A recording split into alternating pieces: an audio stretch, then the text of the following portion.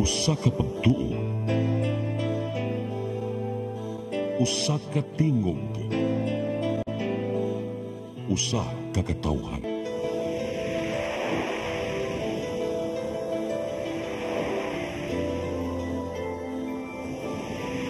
Cebu Catholic Television Network.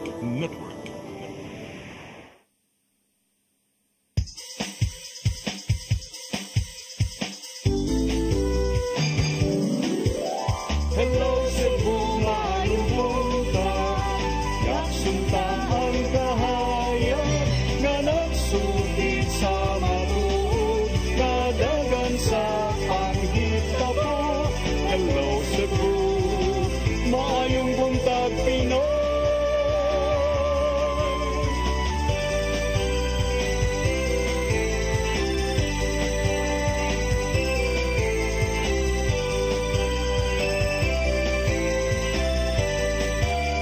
Ang katutulungan sa mga katawhan. Hello Cebu, hello Cebu, maayong buntag Pinoy, maayong buntag Pinoy, maayong buntag Pinoy. Hello Cebu, maayong buntag Pinoy, adlaw karong Lunes, Pitsa 9 sa buwan sa Disyembre tuig 2024.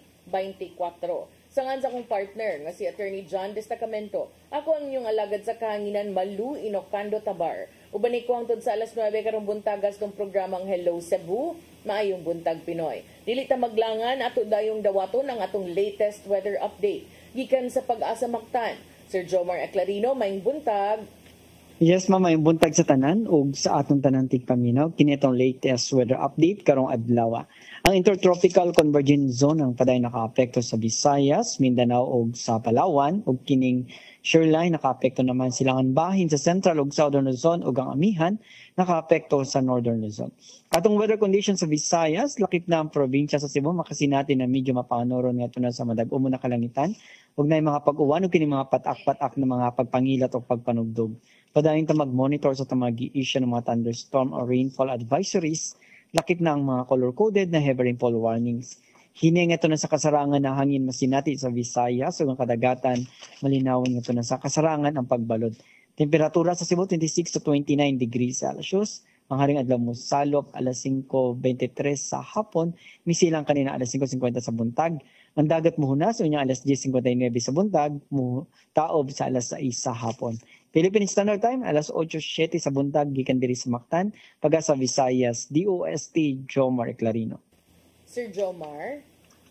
Yes, ma'am, good morning. Yeah, good morning, sir. Sir, kini atong nasinati kagabi nga kusog nga pag-uwan and karong adlaw medyo paggawas nato no, madag-um. Are we expecting the same kind of weather tomorrow and in the coming days? Ang kahapon, tungod kini sa intertropical convergence zone, ato na sinatin ng mga pag-uwan na occasional heavy rains, and today much improve ang atong panahon compare kahapon. Okay. So, in the coming days, also better weather.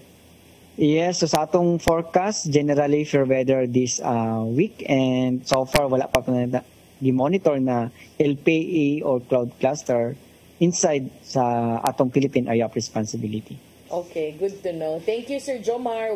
May buntag yung tanan din sa Pag-asa Mactan. Okay, sa pa ma'am, salamat and good morning. Maugad to si Sir Jomar Eclarino, gikan sa Pag-asa Mactan alang sa tong latest weather update. Karon aritas tong front pages sa mga pamantalaang lokal ug nasyonal atong sugdan sa Sunstar Daily. Sa Sunstar Daily, Rama's son files raps versus Raymond.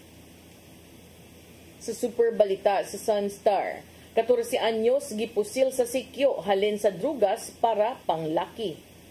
Sa The Freeman, Mikel Sus Garcia, mayor accused of grave misconduct and dishonesty. Sa Banat News sa The Freeman, Mayor Garcia gipasaka og kaso sa paghurar pagkamayor.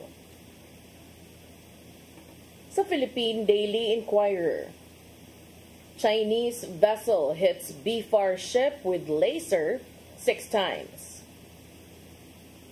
Sa Philippine Star, House hands off on Vice President's kill threat versus Marcos's. Sa Manila Bulletin, David receives red hat from Pope Francis, the 10th Filipino cardinal in history. Ug sa Tempo, Town Dad slain. Mao gatong front pages sa mga pamantalaang lokal ug nasyonal. Sa among pagbalik kay Lunes man ron, mga paghisgot-hisgot. Please stand by. Hello Cebu, maayong buntag Pinoy, maayong buntag Pinoy, maayong buntag Pinoy. Discover the beauty of the Philippines.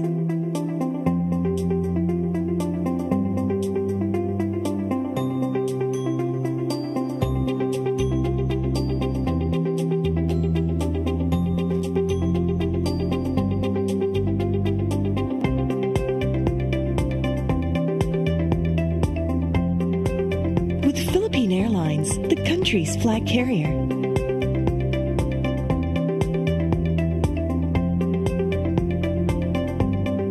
The airline that lets you feel the warmth of the nation.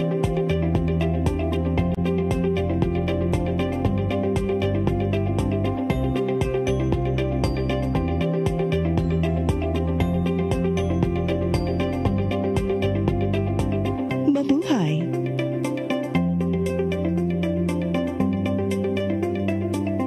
Start today. Unlock the secret to a healthier you. You're worth it. Health Base Wealth, Health Plus, Easy Flow, and Health Lift Plus. Health Base Wealth. Your path to a new start. Nutrition, Exercise and elimination, water, sunlight, temperance, air, rest and recreation. and most of all, Trust in God. Learn from our doctors. Be blessed by the testimonies of our overcomers. Ang inyong programa, Alam sa may sakit, walay sakit, ug dili ganahan magkasakit. Ozone Med Wellness Clinic New Start. Napapanood every Saturday 8 to 9 a.m. Og ang replay airing matag Miyerkules 1:00 hangtod 2:00 sa hapon. Dinhilang sa CCTN Channel 47. New Start, Ozone Med Health and Wellness Talk.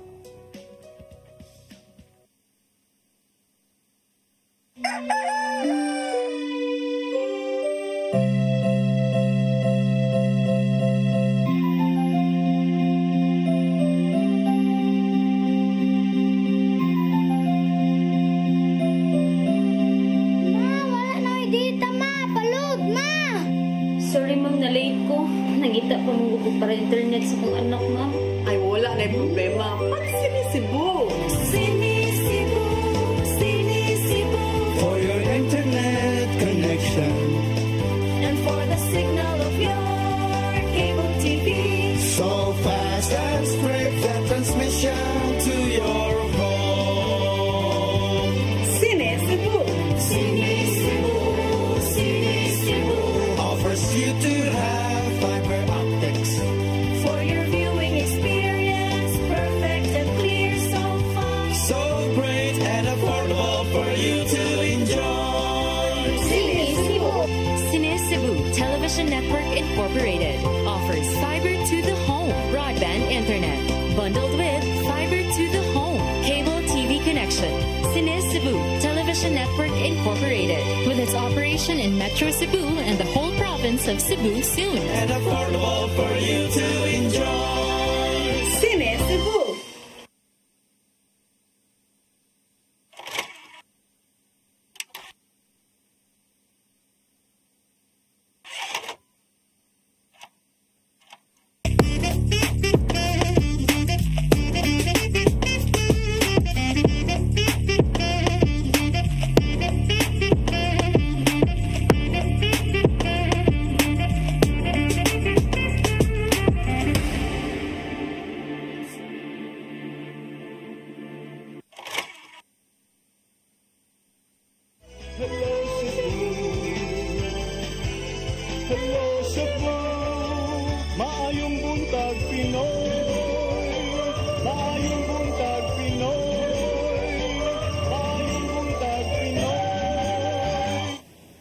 hello Cebu, maing buntag Pinoy. Ug karon sa atong paghisgot-hisgot atong unahon kining politika sa Cebu City kay karong buntaga murag front page gyud sakto ba ko? Front page no?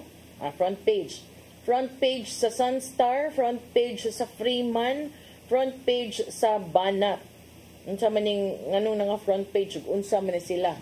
Lain na sab nga kaso murag I don't know, wala ko naka-keep track kung ikapila na ni nga kaso nga giatubang ni Cebu City Mayor Raymond Alvin Garcia. Ning tura, bag-o na sad nga kaso matud pa ang bag-o na sad nga mga reklamo ang gipasaka batok kang Cebu City Mayor Raymond Alvin Garcia ug sa Department of Interior and Local Government kang DILG-7 Director Leocadio Trovela. Kabahin kini sa paglingkod ni Mayor Raymond Alvin Garcia isip hingpit nga mayor ni antong milabay nga buwan sa Oktubre kay December naman day taron ni antong buwan sa Oktubre ning higayuna wa na gyud ang anga kay ang nipasaka na gyud sa kaso mao ang anak sa kanhi mayor nga si Mikel Rama, anak ni dismissed Mayor Michael Rama ug kung wa ko masayop usasad ni sa mga kandidato pagkakonsihal sa South District ubos usab sa grupo sa iyahang amahan. Gipasakaan si Mayor Raymond Alvin Garcia og kasong grave misconduct, dishonesty, other fraud, pagdumili sa pagtangtang sa elective office ug pag-abandonar matud pa sa katungdanan o posisyon ug falsification of public documents.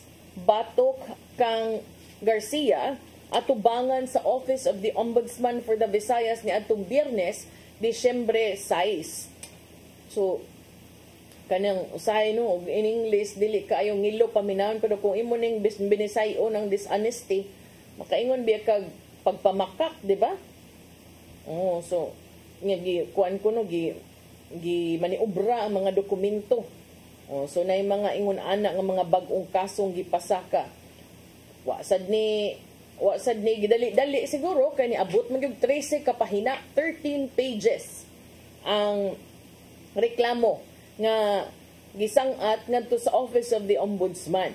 Si Mikel, anak ni former mayor dismissed mayor Mike Rama, basig malain sa ni sila nato no kay niingon tag dismiss kay last week ra ba silang duha ni tambong sa flag ceremony ambot ka karon ug manambong basad ni silang duha. Basta sa maong reklamo si Mikel nangatarungan nga si Garcia sad-an matud pa sa pagpanglimbong ubos sa Article 214 ug sa 318 sa Revised Penal Code tungod kay matud pa nagpahimulos sa iyang opisyal nga posisyon alang sa pagpadayon sa paglihok isip incumbent mayor bisan matud pa og walay legal nga basihanan.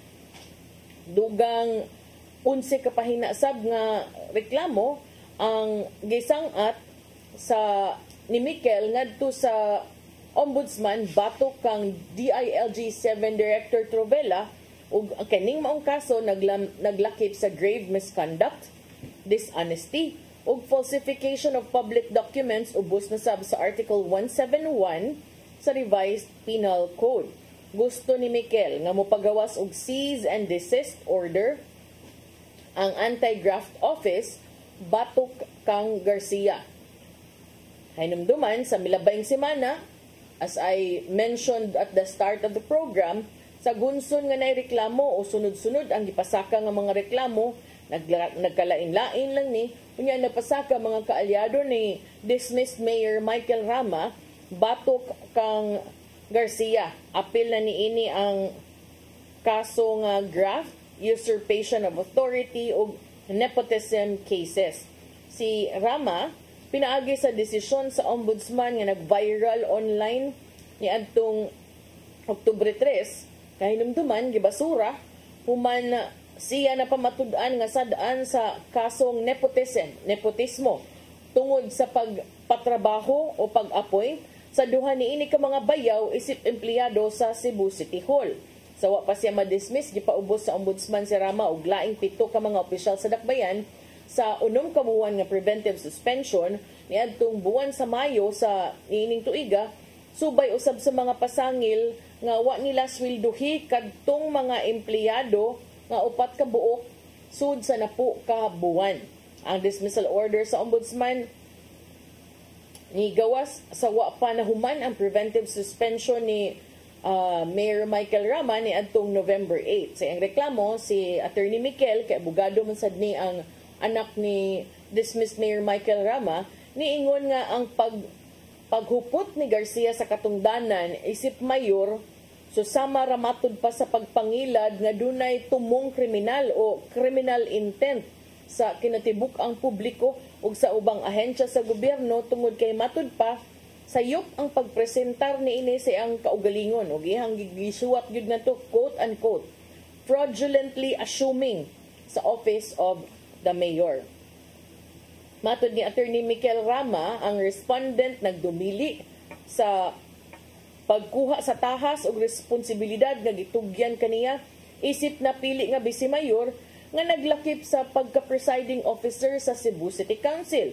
Midugang si Attorney Mikel Rama nga kini kalapasan sa legal ug sa moral nga obligasyon ni Garcia sa pagpangalagad sa katawhan ug matud pa makabalda kini sa sakto nga gimbuhaton sa konseho.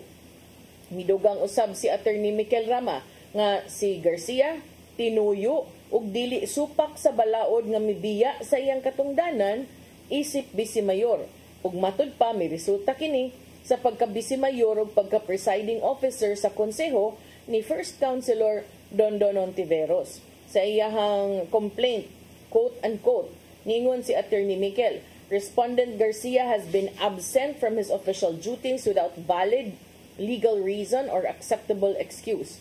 This absence without any justifiable reason constitutes an abandonment of office under the law. So, maunay latest sa nagpadayon nga kanang buruka dinha sa Cebu City Hall. Ang Cebu City karon ni samot og kaasenso kay duha na kabuok ang atong mayor. Kung kinsa gyud ang dismissed, kung kinsa gyud ang kuan, murag korte na gyud siguro mo magdesisyon ana niya. Karong adlaw ato sang susihon og unsay reaksyon no ni Cebu City Mayor Raymond Alvin Garcia kay sa mga reports wala pa man siya ni pagawas og pamahayag. O niya mauna no ato ang update sa Cebu City karon mulabang sa tagkadali dito sa Silingang Dakbayan adto ta sa Dakbayan sa Lapu-Lapu kay si Mayor Junard Ahongchan mi pahibaw nga duna sila himuon nga Lapu-Lapu City Task Force Against Illegal Business Operations or Task Force AIBO pinaagi sa Executive Order 2024-40.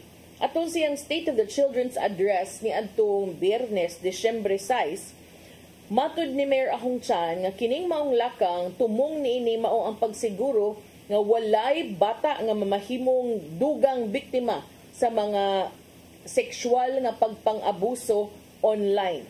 Kining online sexual abuse. Gusto ni Mayor Ahongchan nga kini mahitabo pinaagi sa pag-crackdown sab sa mga illegal nga mga business operations nga maglambigit og mga minor de edad. Ang Task Force AIBO, matud ni Mayor Ahongchan, maoy mo oversee sa mga lokal nga mga negosyo aron pagsiguro nga kini nakasubay sa balaod ug makapugong sa pag-exploit o pagpang-abuso sa mga kabataan. Sa iyahang pamahayag, niingon si Mayor Ahongchan, the task force is mandated to conduct the inspections and monitoring of business establishments in the city to ensure that they are compliant to the status and are not employing minors for that type of labor, sexual or otherwise. So kani, yan na ning gihurutanan, di lang niingon nga limited to sexual exploitation, kundi lakip na yun ang pagpatrabaho og mga minor de edad. Samot na yun kung ingon ani nga sexual in nature. Matud sa mayor nga bisan unsa nga mga lead or reports of online sexual abuse ug kining exploitation of children or OSAIC activities will be acted upon immediately in coordination with the Philippine National Police and other or other partnering agencies.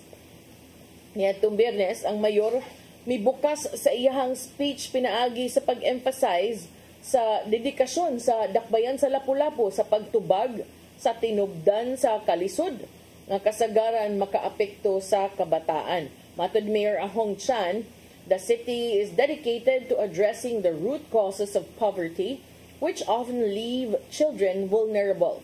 Pinaagi niya karon sa pag-invest sa livelihood assistance diin makabenepisyo ang kapin 1,000 ka mga individual nga makadawat og seed capital aron makasugod og ginagmay nga mga negosyo. Kay namduman niadtong Nobyembre 27, 3 ka bata nga nagpangidaron kinig 1 ka buwan ug ang duha nag-edad og 8 anyos nga kaluha gi-rescue gikan sa ilang kaugalingong uyuan nga migamit kanila aron makahimog mga lawaang binuhatan alang sa mga foreigners, alang sa mga langyaw nga mobayad. Pinaagi usab sa pagtan-aw kanila sa Skype dito ni nahitabo sa Zone Lato sa Barangay Kalawisan sa dakbayan sa Lapu-Lapu. Ang mga kliyente nila nga mga langyaw mobayad og gikan sa $40 alang sa mga video nga ilang i-film ngadto sa $100 per session para sa live performance. Ang maong joint operation nga gipanguluhan sa NBI-7 may resulta sa pagkasakmit sa 3 ka mga cellular phones nga adunay mga child sexual abuse and exploitation materials ug sex toy.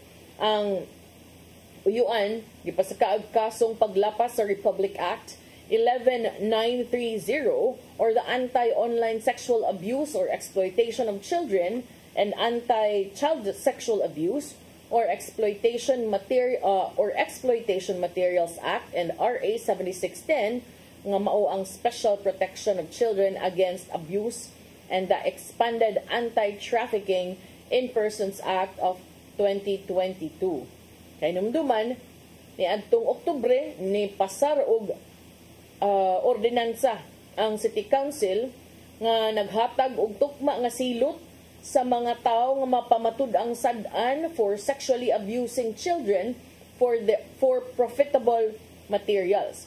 Kining mao nga ordinansa nga gitawag og Ordinance Prohibiting Online Sexual Abuse and Exploitation of Children and Institutionalizing Programs for its prevention and eradication and other related purposes seeks to protect children from sexual abuse facilitated by technology, lakip na mga computer, cellphone, camera, and other devices. Among ordinansa, naglatid kini sa mga penalties, lakip na ang pagsuspenso sa business permit alang sa mga first and second offenses, repeat offenders, third offenses, and beyond, posibleng mag-atubang og revocation sa ilahang mga permit. Kung ang usa ka government agency, office, or employee of government breaches any provision of the ordinance, kung makalapas sila sa bisan unsa nga provision sa mga ordinansa, mahimo sad silang mag-atubang og administrative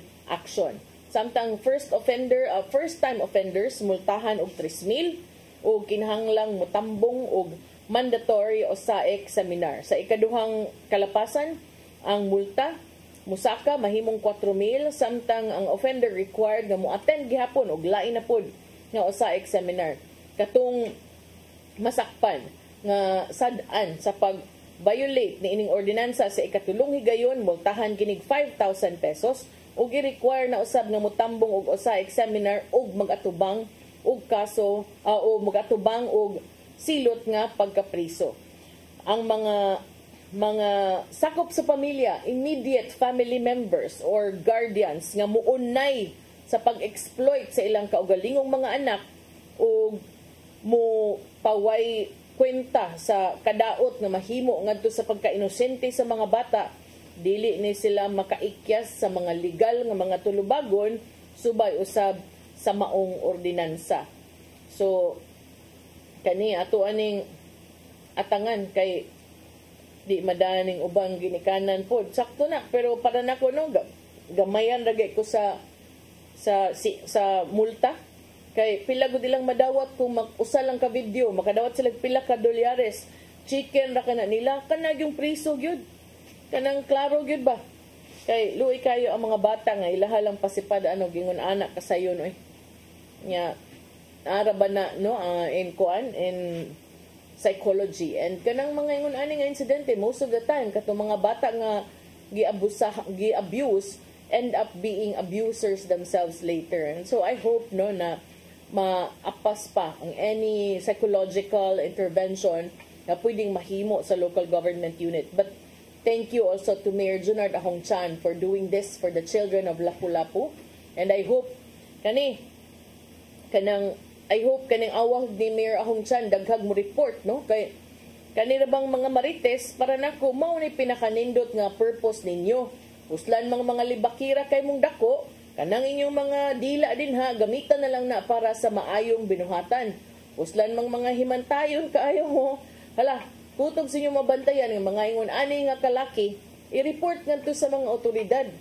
Dili kay magsigitag pamantay kung nidako na ba ang TV sa silingan o unsay diin gikan, unsay napalit mao ni mauna. Imbis ka na mo'y bantayan, gamitan ng inyong pagkamarites alang sa mga maayo nga binuhatan no o pinaagi sa pag-report sa mga bisan unsa nga mga kadudahan o baka mga kalapasan nga inyong mabantayan labi na gyud naglambigit ni ining mga pagpangabuso o sa mga kabataan. O sa bisan kinsa basta any form of abuse to me should never be tolerated. So gamitan na ang inyong pagkamarites aron nasad mo'y ambag sa ato ang katilingban. O niya mo balik may karong taon-taon dog sa among pagbalik dugang paghisgot-hisgot. Please stand by. Hello Cebu, maayong buntag Pinoy. Maayong buntag Pinoy. Maayong buntag Pinoy. Discover the beauty of the Philippines.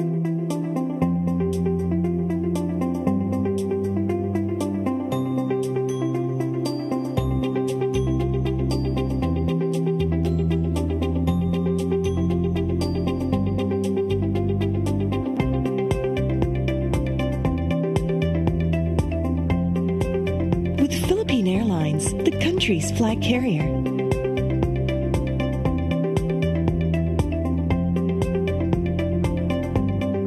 The airline that lets you feel the warmth of the nation.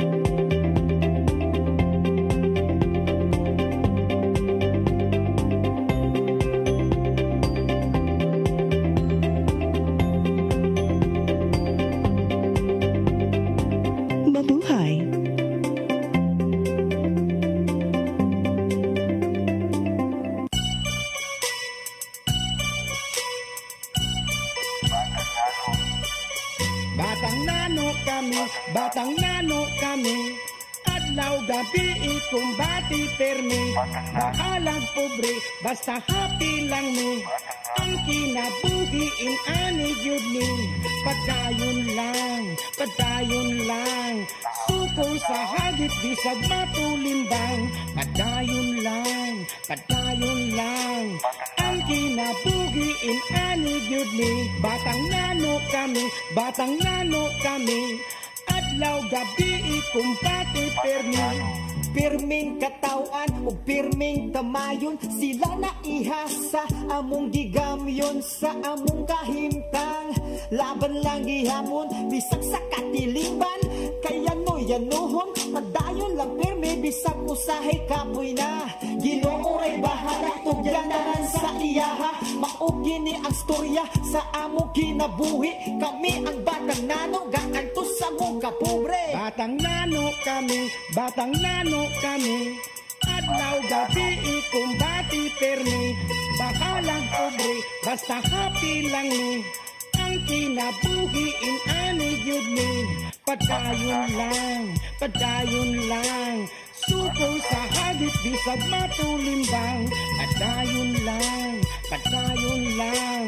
Ang kinabuhiin ani gyud ni. Sa matag adlaw na pagsuway among ang kaya nung kinahanglan nga anaron among kaugalingon maning kamot kada adlaw para lang na ay makaon makakwarta lang gamay kami na magmalipayon padayon lang perme bisag usahay kapoy na Ginoo ray bahala itugyan tanan sa iyaha mao kini ang storya sa among kinabuhi kami ang batang nano gaantos sa muka pobre batang nano kami adlaw gabi ikumbati permi bakalag pobre basta happy lang mi ang kinabuhi in ani gyud mi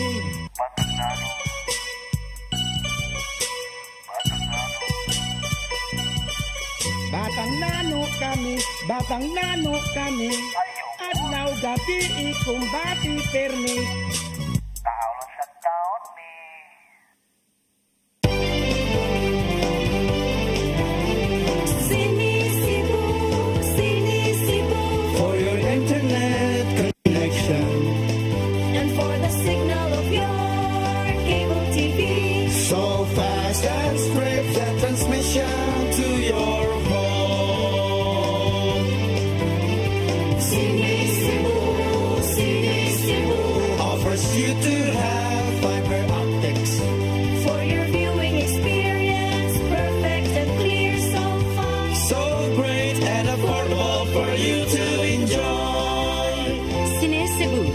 Network Incorporated offers fiber to the home broadband internet bundled with fiber to the home cable TV connection. Cine Cebu Television Network Incorporated with its operation in Metro Cebu and the whole province of Cebu soon. Cine Cebu for your internet connection and for the signal of your cable TV. So fast and straight that transmission to your home. Cine Cebu offers you to have fiber optics for your viewing experience, perfect and clear so far. So great and affordable for you to enjoy.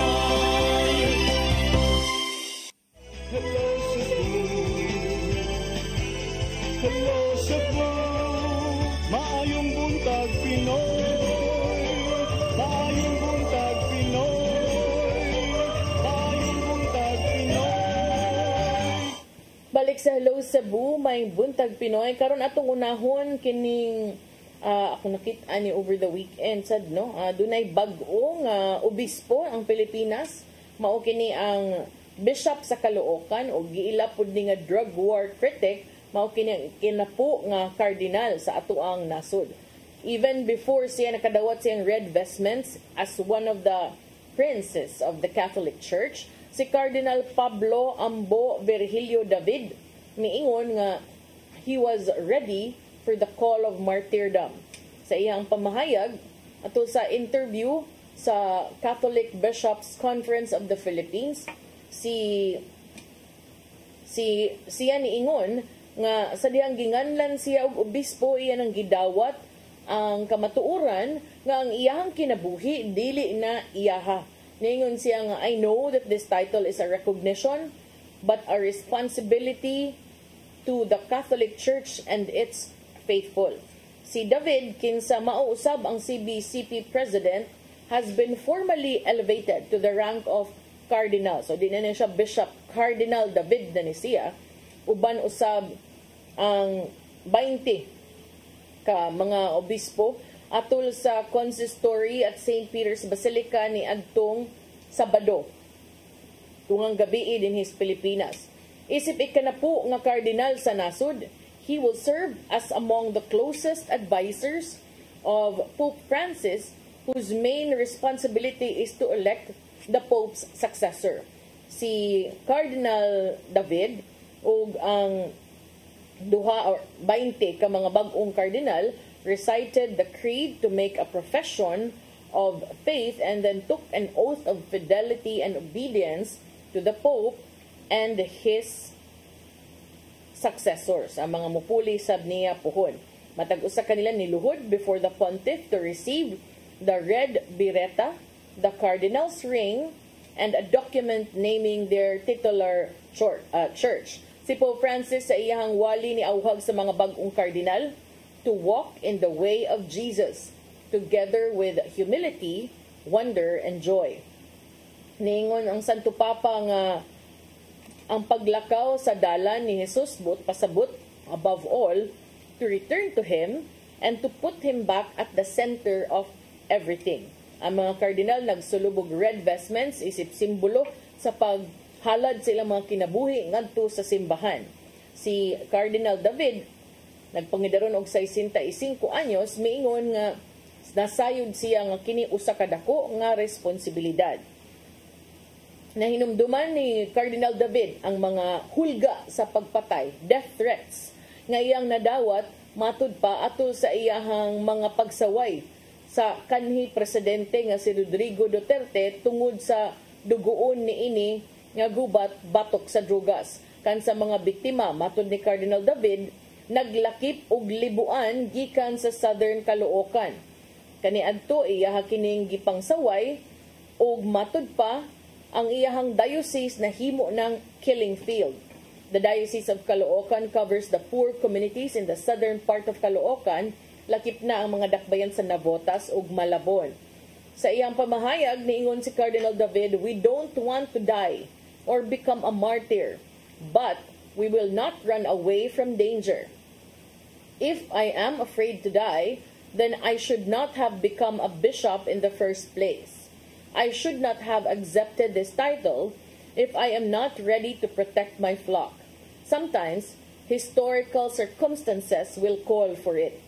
Si Cardinal David mi pahinumdum usab sa usa ka wali nga iyang gihatag niadtong Nobyembre 2020 kabahin sa kaimportante sa kolor nga pula para kaniya. Matud ni Cardinal David, niadtong higayuna, iyang pahibaw sa iyahang mga ginsakupan nga ang pula wala lamang kini nagpasabot og pag-antos og kamatayon, kundi nagpasabot usab kini sa way katapusang gugma sa Ginoo. Dugang ni Cardinal David, red is about being ready for the consequences of loving, as Jesus has loved us, including suffering and death if necessary. Sa pagkakaroon ng atong nasod, adunay 5 nga buhi pa nga mga kardinal. Naglakip kini kang Cardinal Gaudencio Rosales nga nagpangidarog 92 anyos, Cardinal Luis Antonio Tagle nga nagpangidaron og 67 anyos, Cardinal Orlando Quevedo nga nagpangidaron og 85 anyos, ug Cardinal Jose Advincula 72 anyos. Ang mga kardinal nga mulapas nag-80 ang pangidaron, dili na kini maka-apil sa pagbutar sa conclave to elect the new pope. Ang unang Pinoy o Pilipino nga kardinal nga wa nahimong arsobispo first and wa sab nagikan sa usa ka prominenteng archdiocese nga si David, niingon nga he has not yet received any special assignment from the Pope aside from being a member of the council to oversee the implementation of the synodality process and prepare for the next meeting of the bishops. Matud ni Cardinal David, "But I think being named a cardinal will give a stature not on me as a person, but to the office. It will be a big difference to my ministry in Caloocan, and I hope positively."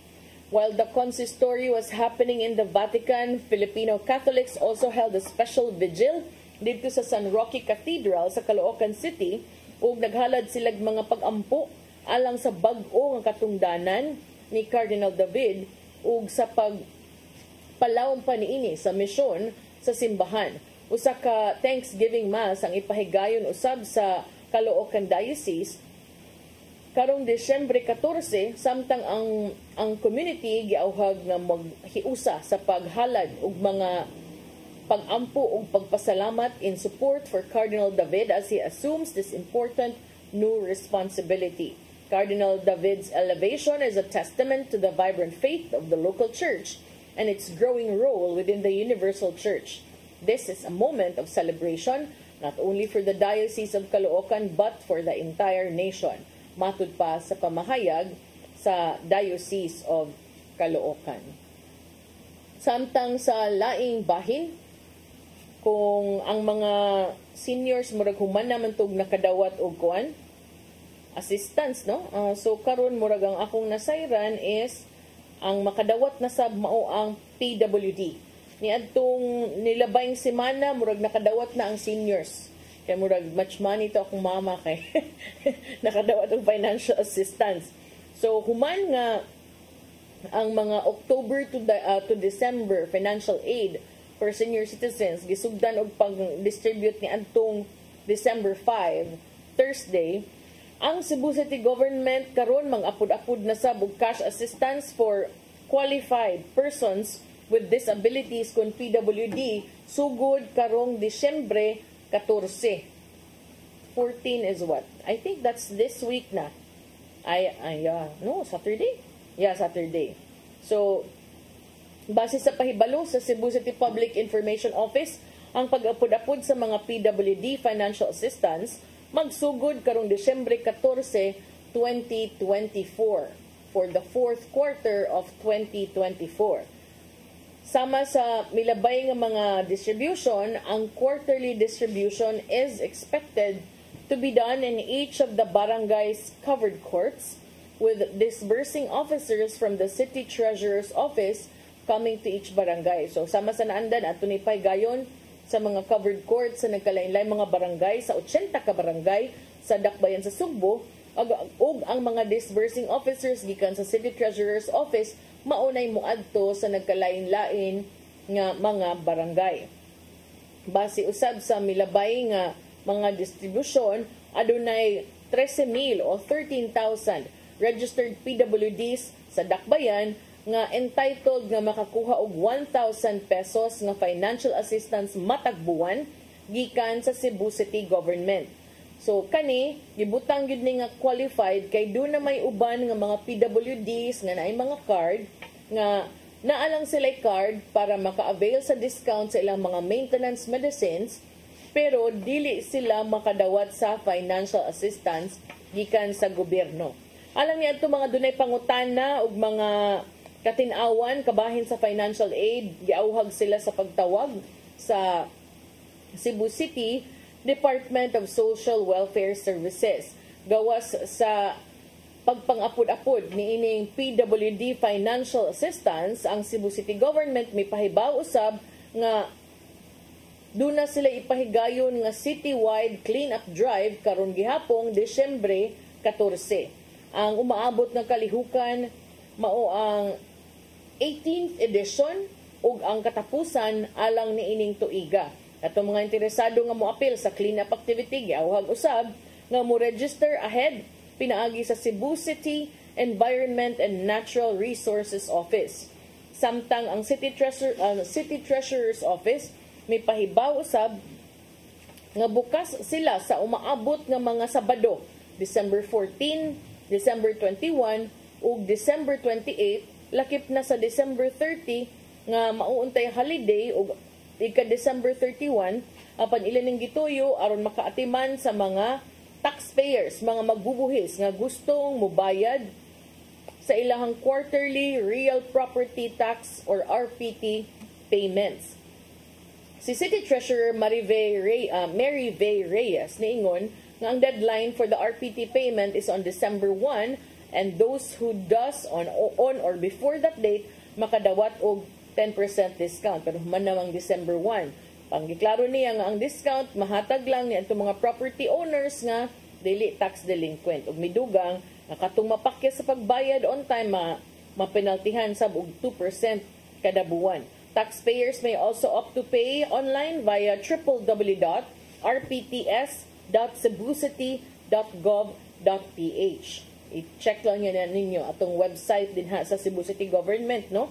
So www.rpts.cebucity.gov.ph. Alang sa dugang kasayuran kabahin sab niining real property tax payments, mahimo sab mong mutawag sa 411-0100 nya. Mangayo lang mo sa local, pa-connect lang mo kay murag mao ni ang hotline sa Cebu City Hall 411-0100. So para matubag ang inyong mga pangutana direkta gyud nila. Okay, so humanata sa PWD. Or makaapas pa ta og one more. Tanan na to atong mga schedule di bisan masab-an ta ning Rodel nga wa ta ni follow sa kuan. Wa ta ni follow sa schedule. Okay, arita sa kuan del.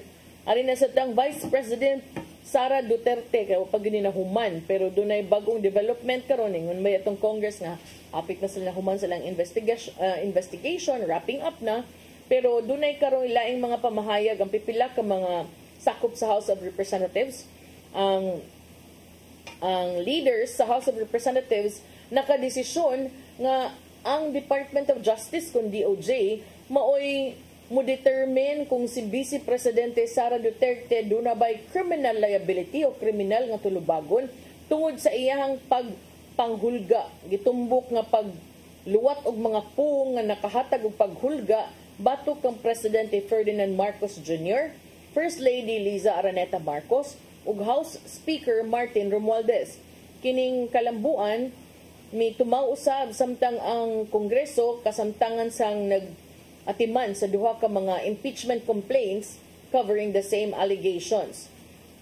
Si House Committee on Women and Gender Equality Chairperson and Bataan 1st District Representative Representative Geraldine Roman niingon ni adtong kaghapon nga og mi tataw sa separation of powers. Miingon si Congresswoman Roman nga ang Kongreso mututok lamang sa impeachment proceedings samtang ang DOJ mo'y muatiman sa potential criminal liability. Sa iyang pamahayag, niingon siya nga kini, buwag gid unta og independente nga proseso tungod kay duna sila'y nagkadaiyang lain-laing mga trabaho. As far as we are concerned, we have the mandate to process this impeachment complaint.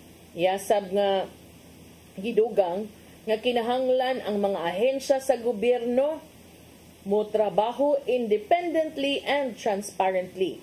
Si Roman niingon nga we are not the ones who are going to tell the Justice Department to do their work, but we should let our government agencies do their work freely, independently, with transparency and with honesty.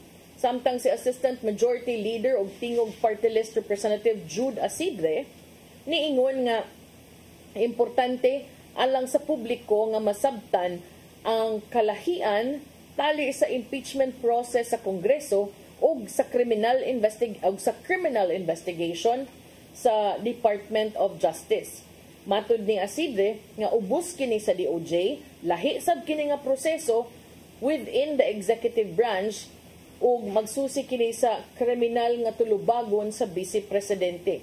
Matud ni Representative Asidre kani lahi gikan sa impeachment process sa lower house nga mao ang political and legislative procedure.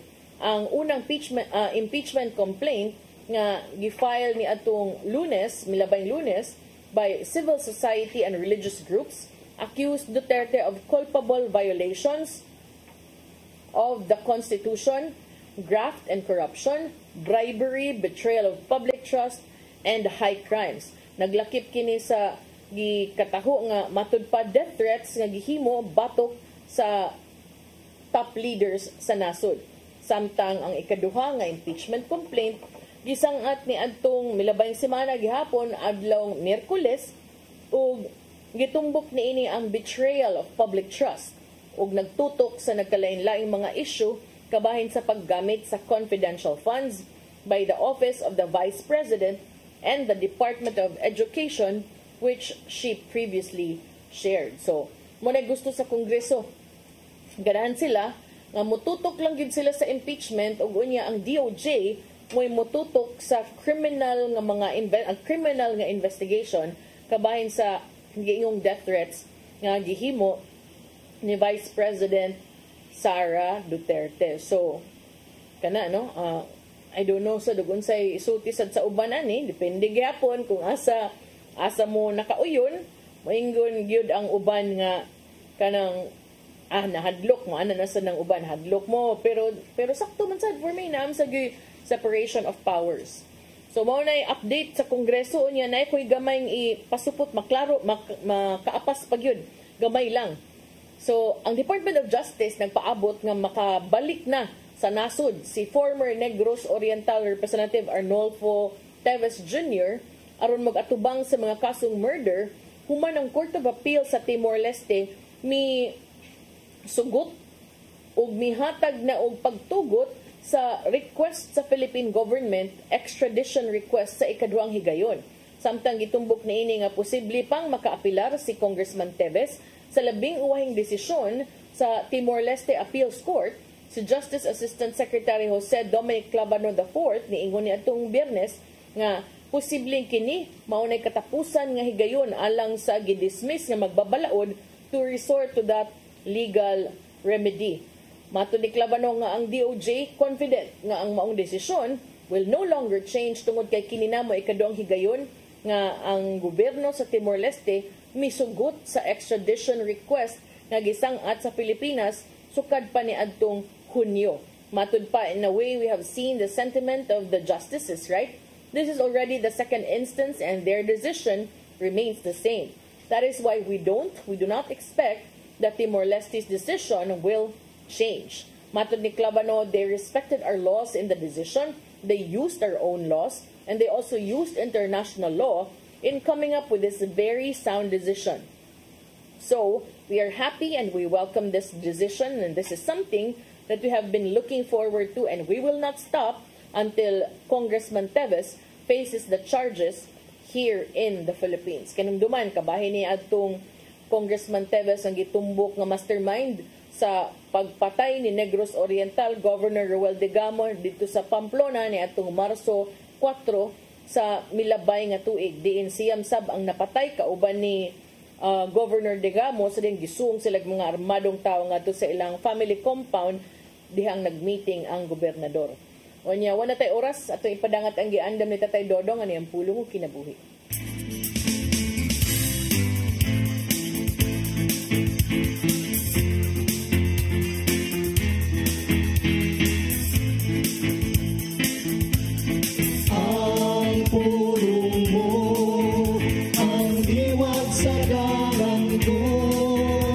Lisod ang pag-ila kung kinsa ang mga tao nga makasulod sa langit o kung kinsa gayud ang maimpyerno. Kaysa Mateo 7:21 nagingon, dili ang tanan nga magtawag kanako Ginoo, Ginoo makasulod sa ginharian sa langit, kundili kato lamang nagtuman sa kabubuton sa akong Amahan nga tuwas sa langit. Apan dili sayon ang pagtuman sa kabubuton sa Amahan, kaya ang tao makasala man gayon. Bisan kung ikaw nagtuman sa ubang sugo sa Dios, apan napakyas ka sa pagtuman sa usa, ikaw nakasala gyapon sa tanang sugo. Kini klaro kayo nga atong mabasa sa Santiago 2:10 nga nagingon, kaya ang nakalapas sa bisan usa lamang kasugo sa balaod nakalapas sa tanan. Pusa kinsa bang gyud di ay makasulod sa ginharian sa langit. Sa Salmo 24:3 ngadto sa 4 nagingon, kinsay makatunga sa bungtod sa Ginoo, kinsay makasulod sa iyang balaang templo. Siya nga maayo binuhatan ug putli gunang-una. Siya nga wala mo simbag Diyos, nagsunod sa kamaturan ug dili bakakon. Sa to pa, may nungdanon gayon ang atong pagpaningkamot nga mahimo og maayong binuhatan. Kay imposible nga ang mga mituo kang Kristo dili mosunod sa iyang mga lakang. Mao kini ang pulong nga naghatag kanato giya sa atong kinabuhi. Magampo kita. Langitong Amahan, dili sayo ng pagsunod sa imong mga sugo apan amo kining buhaton. Tabangi kami nga mahimo namo kining among mga tinguha nga tarungon ang among kinabuhi aron gyud makapahimot kini kanimo. Amen. Ang samahan, Anak sa Espiritu Santo. Ang pulong mo, ang diwag sa dalang ko. Pulong kinabuhi ni Tatay Dodong Lemsua may nagtapos sa atong tulumanon. Daghang salamat sa Philippine Airlines. Thank you very much, Archbishop Jose Palma. Nanay Dayan and Tatay Dodong Limchua, thank you. Sir Dennis Tabar, salamat. At mga kaubanan sa TOC, Sir Robert, Miss Inday, Sir Matmat, Miss Maybell ug Miss Joanne. Sa newsroom, Sir Michael, Sir Adele, Sir Raymond, Sir Bruce ug diri sa studio, si Ferdy nga ready na siyang outfit para sa party today. Excited. Uy, 16 days to go. Pasko na. Wala pa man ako na-feel. Uy, murag ang Christmas is napa sa atong hearts. Matud pa ni... So, nagkanta na. Ferg, si Kuan? Jose Marichan. Mauna siya. Basta 16 days to go. Christmas na. Andam na ba mo? Pero gingon ni Father Jasper kagahapon gawa sa pagpangandam sa ihatag ug sa mga dawaton mas labing maayo kuno nga andamo ng atong kasing-kasing sa tinuod nga diwa sa Pasko. Sangan sa akong partner nga si Attorney John Destacamento, ako niyong alagad sa kanginan Malu Inocando Tabar. Salamat sa inyong papakiguban ug magkita ta ninyo balik sa ugma sa atong programang Hello Cebu. Maayong buntag Pinoy. God bless us all.